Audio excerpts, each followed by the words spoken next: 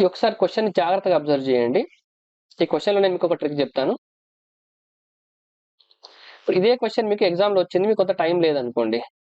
ఇదే క్వశ్చన్ మీకు ఎగ్జామ్లో వచ్చింది, మీకు టైం లేదు, మీరు ఆప్షన్ మార్క్ చేయాలి. ఏ రకంగా మార్క్ చేస్తారు చెప్పండి. ఏదో ఒక ఆప్షన్ మార్క్ చేయాలి. ఆన్సర్ చేద్దాం మనం. ఇక్కడ అండర్ రూట్లో ఏముందండి? ఈ పార్ట్ అబ్జర్వ్ చేయండి. అండర్ రూట్లో ఎక్స్ మైనస్ 10 ఉందా?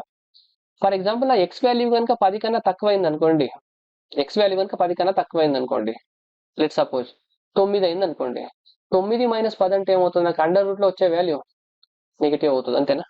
దీన్ని బట్టి మనం ఏం అర్థం చేసుకోవచ్చు? నా ఎక్స్ వాల్యూ అనేది greater than or equal to 10 కావాలి ఖచ్చితంగా.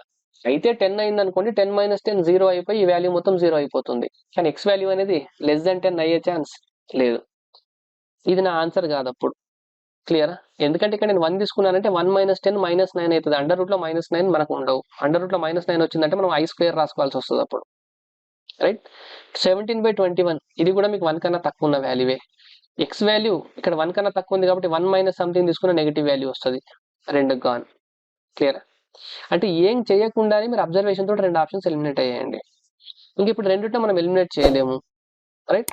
రెండిట్లో ఎలిమినేట్ చేయలేము కాబట్టి మనము ఇంకా ఆన్సర్ చేద్దాం.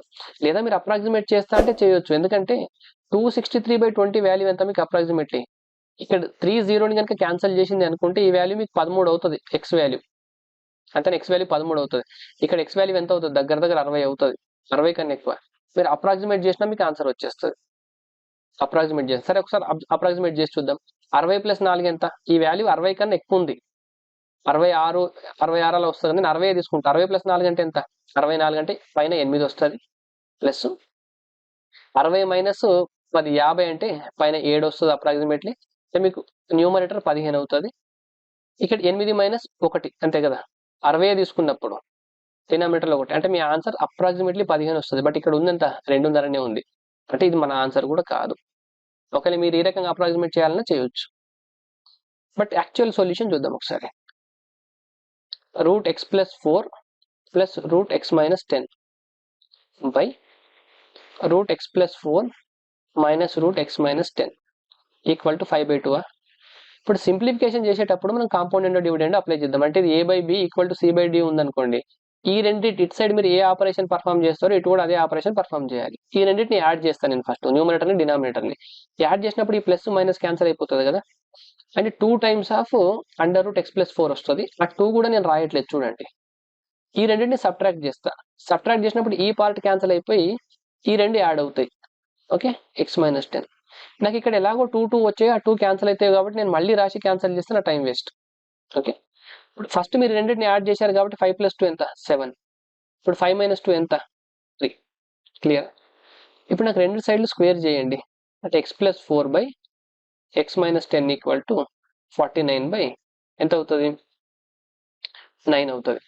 ఇప్పుడు మీరు క్రాస్ మల్టిప్లై చేస్తే మీకు నేను చెప్పిన ఆన్సరే వస్తుంది. అప్పుడు మీరు ఎక్స్ వాల్యూ కనుక్కోండి, ఎక్స్ వాల్యూ 263/20 వస్తుంది. రైట్? అంటే ఇప్పుడు మీరు మాక్ టెస్ట్లు రాస్తున్నప్పుడు ఏం చేయాలంటే ఇక మీరు ప్రతి క్వశ్చన్ని సాల్వ్ చేసుకుంటూ వెళ్ళిపోతే కుదరదు. మీకు ఎగ్జామినేషన్ హాల్లో మీకు ఆ రోజు మన పరిస్థితి ఎట్లుంటుందో ఎవరికి తెలియదు. మీరు ఏ కాంపిటేటివ్ ఎగ్జామ్ రాసినా కూడా మనకి ఒక 10-15 మార్కులు ఫెచ్ చేసేవి ఏంటంటే ఇలాంటి ట్రిక్సే.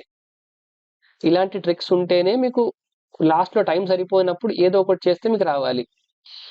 ఇవి ఎప్పుడు వస్తాయంటే మీరు మాక్ టెస్ట్ రాసి అవి వీడియో సొల్యూషన్ రూపంలో మీరు ఈ రకంగా చేయొచ్చు అని విన్నారనుకోండి, నెక్స్ట్ దీన్ని అప్లై చేయగలుగుతారు.